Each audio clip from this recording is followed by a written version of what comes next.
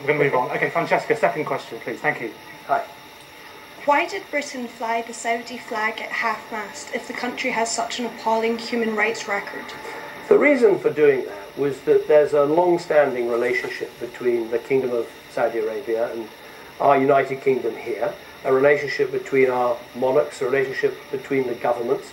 We don't agree with lots of things that the Saudis do. We don't agree with the way they treat people, for instance, criminals, when we make very clear those differences. But when the king died, as a mark of respect, we thought it was right to show that respect. But isn't that disrespectful to the people who the Saudi king has sentenced to 1,000 lashes? Well, and you mentioned that there's a relation. You mentioned there's a relationship between the British government and the Saudi monarch and vice versa, but that's not a relationship that I'm going to guess from that judge of a round of applause. That's not a relationship shared by the citizens. No, well, look, as which is very okay, I'll try and answer your question really directly, because I know how concerned people were about that, because they look at things that happen in Saudi Arabia and think, why do we have this relationship? Let me tell you as Prime Minister why I think it's worthwhile. We have a relationship with Saudi Arabia, partly over things like trying to achieve peace in the Middle East, but crucially over fighting terrorism. Now, I can tell you... Oil.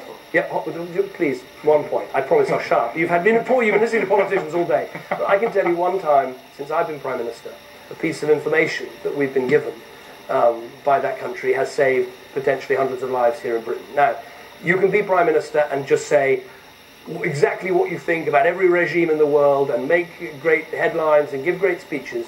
But I think my first job is to try and keep this country safe from terrorism, and if that means you have to build strong relationships, sometimes with regimes you don't always agree with, that I think is part of the job, and that's the way I do it, and that's the best way I can explain it. Just on that question, Prime Minister, Abraham over here has a follow-up. Hi, yeah. Hi, So, I mean, you've spoken about the relationship that we have and about how this is informed by fighting terrorism. Do you think oil has anything to do with it? Yes, of course, yes.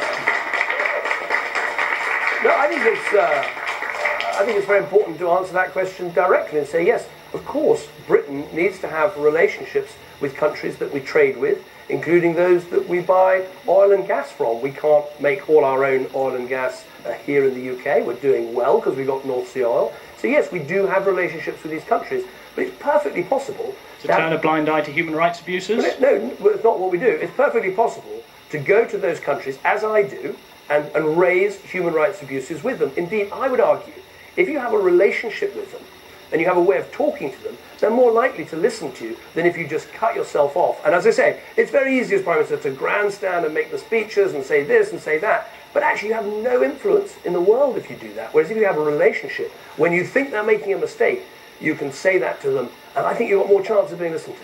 Okay, moving on to the next question. I'm not satisfied with that answer. The oil question, the why fly the flag, that really, he did get in a bit of a sticky wicket, didn't he?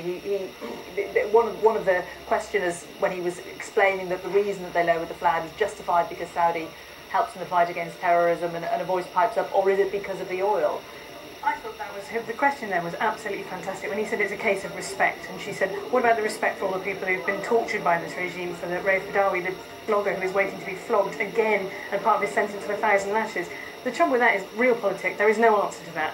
You cannot, as Prime Minister, say, yes, I think they're quite unpleasant people, but we need them. That's not something you can say. So I did feel for him slightly there, because there is a very obvious answer to that question. It is just that he cannot give it by virtue of being Prime Minister. But also the answer that he gives, he says they've given us information about terrorism. That's an answer that we have no way of standing up. We have no way of verifying. So the point to that is that Wahhabism, the extreme form of Islam that is promoted by Saudi Arabia, itself is the ideology that drives Islamic State. So it's very fine to say one way or another whether or not interacting with Saudi Arabia supports terrorism or fights against it.